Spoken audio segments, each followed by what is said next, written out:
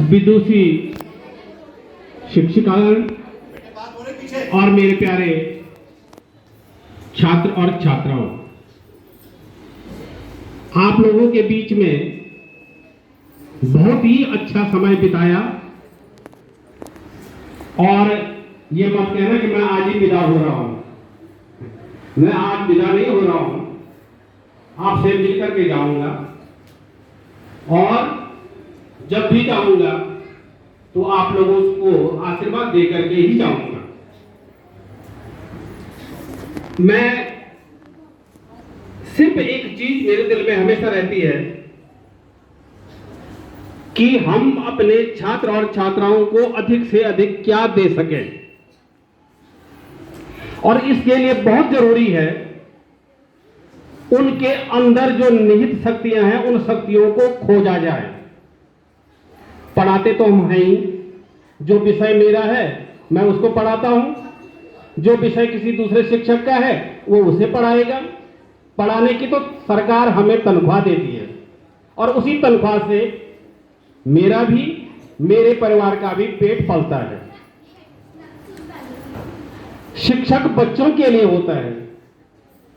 तो मैं ये कह रहा था कि बच्चों के अंदर छिपी हुई प्रतिभाएं अगर हम नहीं खोज पाए तो फिर हमारा काम करना कोई खास महत्व तो नहीं देता है। मुझे पता है कि ये आरव है, कक्षा 6 का छात्र। मुझे पता है कि ये कला में बहुत अच्छा है क्योंकि मैंने देखा है, मैंने पहचाना है उसको। उसके पीछे आसिफ है, बहुत अच्छा डांस करता है। आप लोग सही, हमारे शिक्षक साथी नहीं जानते होंगे, आपके लिए ये अनजान चेहरा है आसिफ, लेकिन मेरे लिए बहुत अच्छा चेहरा, बहुत अच्छा डांस करता है। आपका अखिल है। कृष्णा आपकी नजर में बहुत बिगड़ा हुआ हो सकता है, लेकिन नहीं, मेरी नजर में वो बहुत काम कर है। तो छात्रों के अंदर कुछ न कुछ छिपी हुई प्रतिभाएं होती हैं और अगर इस मंच पर वो नहीं आ पाई तो वो प्रतिभाएं कुंठित हो जाती हैं, दब जाती हैं, कभी नहीं आ पाती हैं, इल्ला बिल्ला ही निकल पाता है। मैं कक्षा 11 तक अपनी स्कूल में, मैं जीआईसी अगस्तमुनि का छात्र हूं और बहुत फेमस स्कूल है जीआईसी अगस्तमुनि डिस्ट्रिक्ट रुद्रप्रयाग में। मैं कक्षा 11 तक कभी मंच पर नहीं आया, कभी नहीं। मैं था एक जेपू टाइप का छात्र, जेपू। लेकिन एक दिन राष्ट्रीय एकता पर एक भाषण था, राष्ट्रीय एकता, और राष्ट्रीय एकता पर एक भाषण था तो हमारे सर क्लास में आए। हाँ भाई, भाषण में कौन कौन नाम लिखाएगा? तो 2-3 बच्चे जो हमेशा होते थे उनका नाम लिख दिया, उन्होंने हाथ खड़ा कर दिया। पता नहीं क्या मेरे मन में आए, मैंने कहा सर मैं भी उतरूंगा। और जो पीछे जो लड़के हाथ खड़ा कर रहे थे वो मेरे को देख के हंसने लगे कि ये भाषण देगा, न 9th में, न 10th में, न 11th में, और अब राष्ट्रीय एकता पर ये भाषण देगा। सौभाग्य से मेरे पास एक किताब थी गई, क्योंकि आजकल हम देख रहे हैं कि हम किताबों को नहीं पढ़ते हैं। मेरे पास एक किताब थी रविंद्रनाथ टैगोर की। रविंद्रनाथ टैगोर ने भारतीय संस्कृति की उपमा एक पूर्ण विकसित कमल से की थी। मुझे आज भी याद है वो लाइन।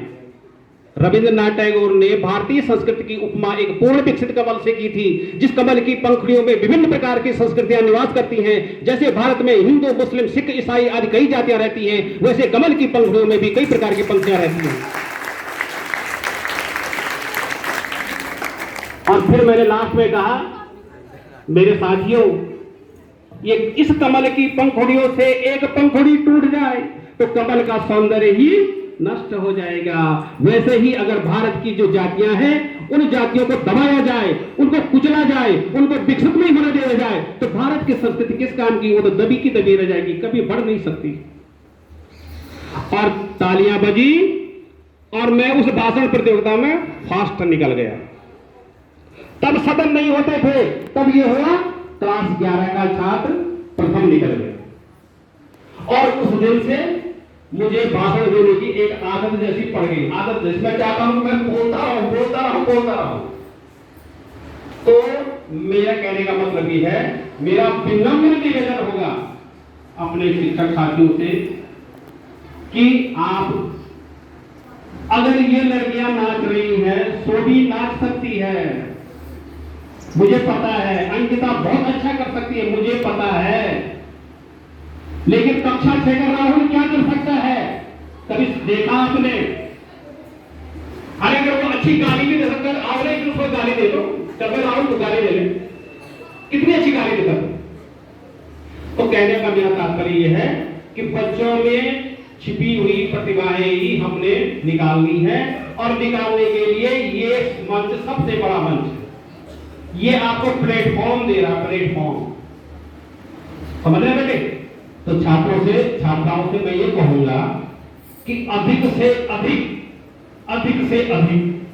आप इन सांस्कृतिक प्रतियोगिताओं में, क्रीड़ा प्रतियोगिताओं में, विभिन्न प्रकार के प्रतियोगिताओं में भाग लें, ताकि आपके लिए आगे जो आपका भविष्य है वो कहीं न कहीं ये बताए कि आप इस कला में आगे हैं, उस कला में आप आगे रहें। तो बहुत बहुत साधुवाद आपके लिए, विद्यालय परिवार के लिए बहुत बहुत धन्यवाद कि आपने मुझे समय दिया और मैंने यहाँ पर अपनी बात रख दी।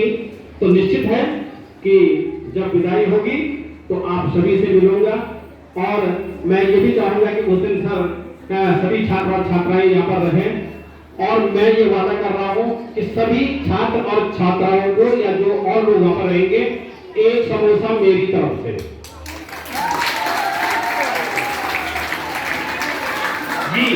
और हो सकता है कि समोसे के साथ कुछ और भी मिल जाए, लेकिन मैं समोसा ये मेरी तरफ से सभी छात्र और छात्राओं को मैं दूंगा, ये मेरा मानना है और ये मेरी प्रतिज्ञा है। तो धन्यवाद चौहान सर आपके लिए, और धन्यवाद आप सभी के लिए। नमस्कार।